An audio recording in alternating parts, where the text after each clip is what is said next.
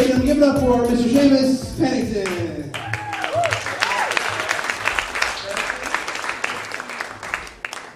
No music, Seamus?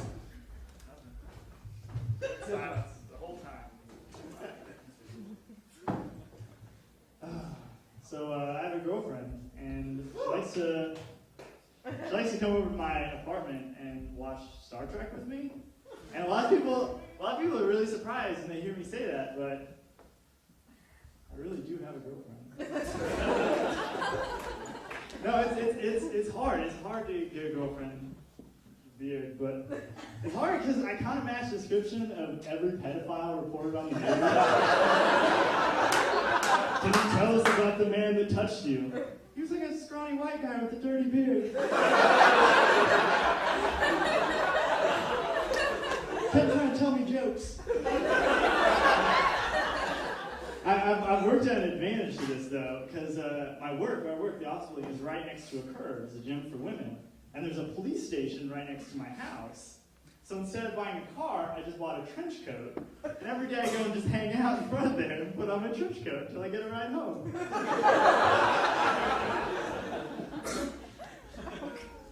I have to take the bus to work. That's the only bad part. I learned something the other day. I always wondered exactly how blind people remember things. I know it sounds really weird, but I was sitting behind two blind guys who were on the bus road, and one leans over the other and he says, "Do you remember that time that we heard that thing?" And the weirdest part is the other guy knew what he was talking about. Hey, has anybody seen Avatar? Yeah. I went inside with my girlfriend. And I was watching it for like 15 minutes, and I was like, you know what? White people are going to take this way too far. Not that like black people think don't see it, just, there aren't any white people, or black people, running around the woods near my parents' house, communing with trees or whatever. But that's okay. There are movies for black people, and there are movies for white people, and I know that sounds really weird, but every once in a while, I get the urge to understand, to try to bring people together, and I'll flip on BET and try to watch Barbershop 2. And it doesn't take more than 5 minutes for me to be like, this movie was not made for me.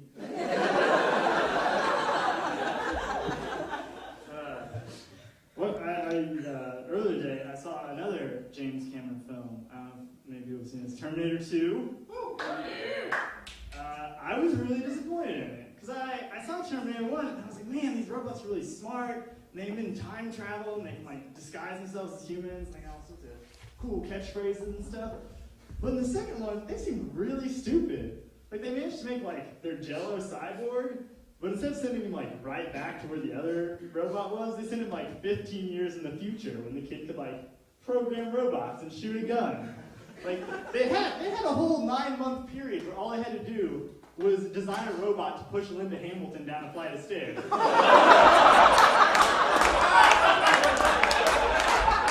have one of those in my basement now!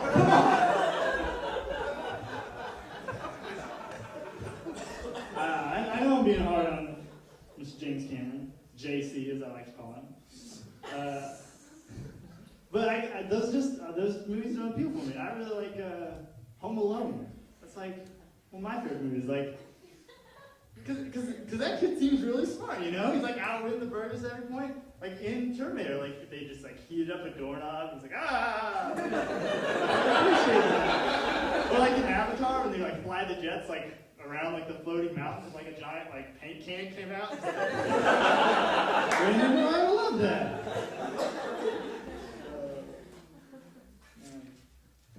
So I've noticed lately that the exchange rate is really bad for Chuck E. Cheese tokens. A dollar just doesn't get me nearly as many of those traps in there. I really like going to the dentist, but not because I'm fond of dental work at all. I'm too embarrassed to get my own subscription to Cat Fancy. I have a cat now, actually. I named him Boots. A lot of people think they have a cat named Boots or a dog named Boots that probably like black with white paws or white with like black paws. But I named Boots because he kicks ass.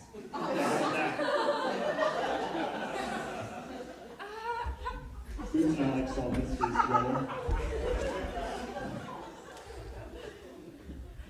So I made this movie about making movies. And some people call it a documentary, but I call it a mirror.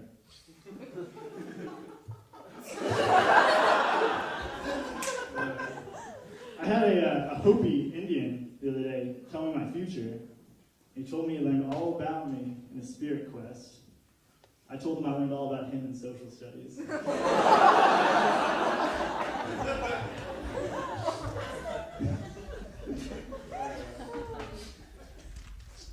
I have one friend who says soda. I have another friend who says pop, but I just call mine a penis. I don't know what the hell he's talking about.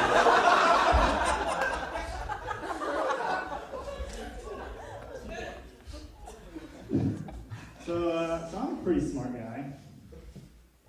Thanks. I got a job with this last summer, and I was working as a doctor's assistant, helping out with his research. But the only thing was, he was like a really nice guy and he had a cool car, but he worked with like all these really shady people to like get materials for him. And one night I had to film like him doing these experiments, and the people he was dealing with showed up and they shot him. And I went back in time and my mom broke me. That was the worst summer job I've had.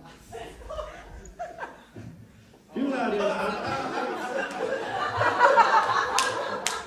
Thanks, Dave. There's a few others we'll throw out in a minute. People nowadays don't use cars to travel back in time, they use hot tubs. So whenever they party, it just takes them to 1986, and hilarity ensues. But when I party, it just takes me to Taco Bell, and fecal urgency ensues. So that's all for me. Everybody, fill out your census.